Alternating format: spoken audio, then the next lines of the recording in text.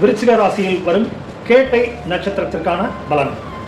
புதிய வீடு, புதிய வாகனம், பூமி வகை லாபங்கள், பூமி வகையில் இருந்து வந்த வழக்குகள் இவற்றிற்கெல்லாம் ஒரு நிவாரணம் கிட்டக்கூடும். புதிய ஆலோசனைகள், புதிய முதலீடுகளுக்கு வழிவகுக்கும்.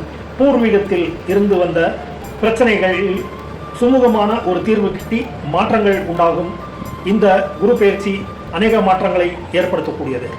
பிரயாண அனுகூலங்கள், நன்மையும், அநேக வகை போட்டிகளில் பங்கேற்று அதனால் வெற்றியும் கிட்டக்கூடும். மனம், உடல் ஆரோக்கியம் மேம்படும்.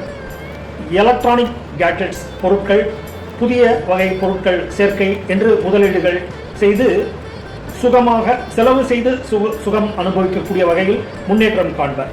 வெளிநாடு பிரயாணம், மனைவி, தந்தை வகையில் மருத்துவ செலவுகள் என்று கூடுதல் செலவுகள் இருக்கக்கூடும்.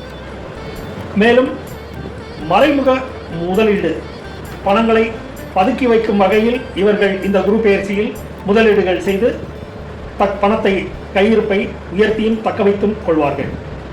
எல்லாவற்றிலும் கருத்து வேற்றுமை, தர்க்கம் என நிம்மதியற்று காணப்படுவீர்கள்.